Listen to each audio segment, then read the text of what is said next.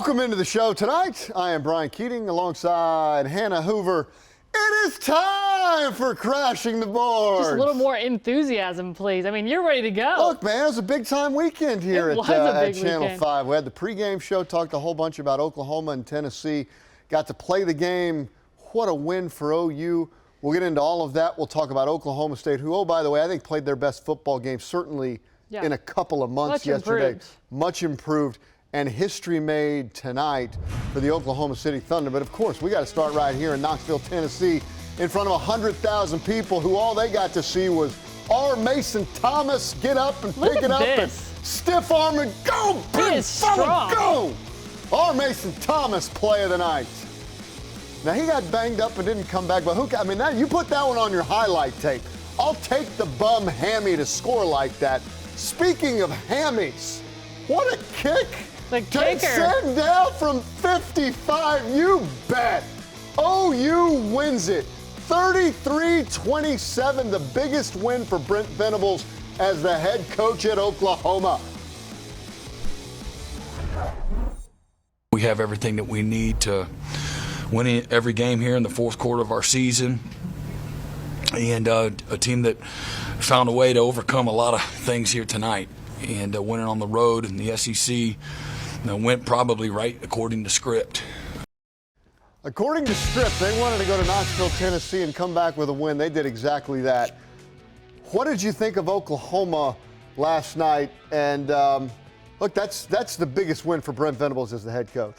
Look, first off, I just got to shout out Sandra Bullock. You know, she says that orange is not in her color wheel, and I agree. That orange is not in my color wheel either. I don't want to wear that. So good thing they got the win. Lots of fun. You're not into the creamsicle. Listen, no, that doesn't look good on the skin tone. Okay, so also, I just want to say the MVP of this game was the kicker. Yeah, no doubt. Now, of course, we're not sure how we feel about those pants. People are not feeling them. You know, they're not into how short they are. They're about that big. 5-inch inseam. I'm not sure if we should keep those. But anyways. However you make the kicks. However you make the kick, don't change it because obviously it's working. 55-yard. Two of them. Two of them. That's pretty impressive. You know, I do have to talk about John Mateer, though, a little bit because I don't think this is consistent. You really capitalized on Tennessee's mistakes. Look at R. Mason Thomas right there on your screen.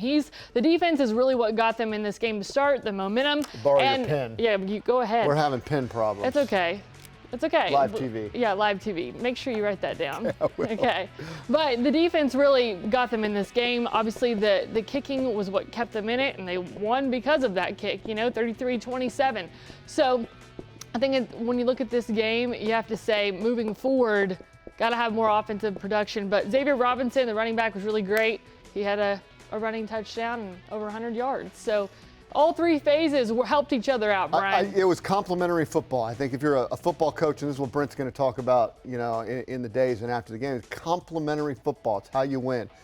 Offensively, I still think, and I said their offense stinks last week, it was better. I think they're still not great shakes running the football.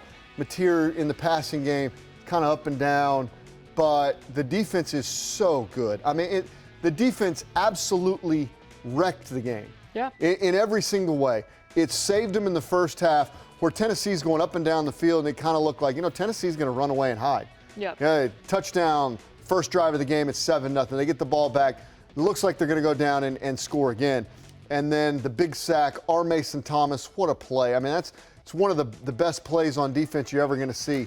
And the defense wrecked the game. Said for a long time, many, many weeks, it's the best defense in college football. They continue to absolutely prove me right. But the defense, if Oklahoma's going to get in the college football playoff, and I could have written this one, still alive in the college, there's a pathway now to being in the playoff. The schedule gets difficult, but there's a pathway to being in the college football playoff. And they had to win on Saturday night. They did exactly that. I just think that was a big-time, big boy, grown man win for a program that under Brent Venables hasn't won those kinds of games. What a way to grow up for Oklahoma on Saturday night. Just very, very impressive. They moved up in the rankings on Sunday as well. So here's the top five. They're not in the top five. The team they play next, though, is in the top five. Alabama's in the top five.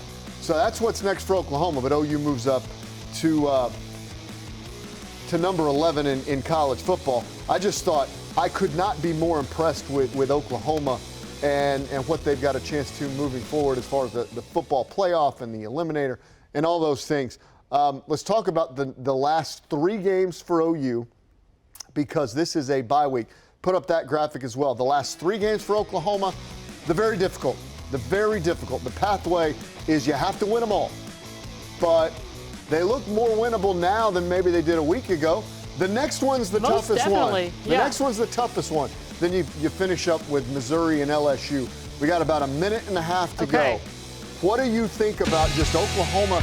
We talk about the playoff, but the last 3 games and where OU is now. Rapid fire style. Here we go. 0 margin for error for Oklahoma. Yeah. This is not a surprise, Yeah. but you have to keep winning. And I want to definitely pump them up and say that was awesome. Getting the win at Neyland Stadium is not Big easy time. to do. No. Blackout game on Halloween weekend. So anyway, that is impressive, not to take any of that away from them. But Ty Simpson at Alabama, he has 1 interception on the year. He is much more solid when it comes to taking care of the football, and it's going to be harder to really capitalize off of those mistakes because he doesn't make a ton of them. He takes care of the football.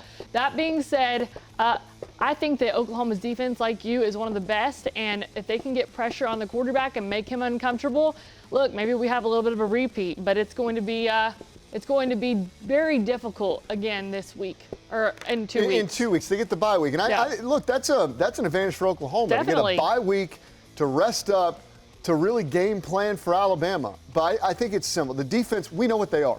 Yeah. That defense is going to show up. That defensive line is going to absolutely wreck football games. It's going to put pressure on whoever they play. They got turnovers yesterday. They got 3 of them. Made a difference. You can't necessarily count on turnovers. I think those are somewhat lucky at times. I think so. You can do things, and occasionally you're just going to be in the right spot. They're going to fumble. But this team's going to go as far as John Mateer can take them. And sometimes football is simple. You're going to play as well as your quarterback can play.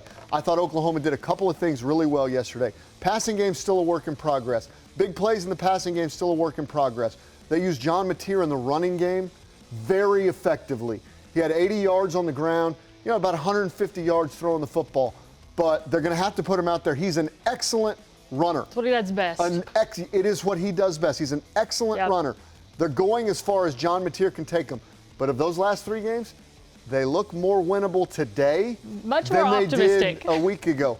Optimism is back at Oklahoma because when I'd you love to win, hear this from you, Brian. Look, when you win like they did on Saturday night, they didn't play their best football. They went there and won. It's big time stuff. Yeah. Hats off to Oklahoma. With Tip your 3 hat games to to them. go, they're still in line potentially to be in the college football playoff.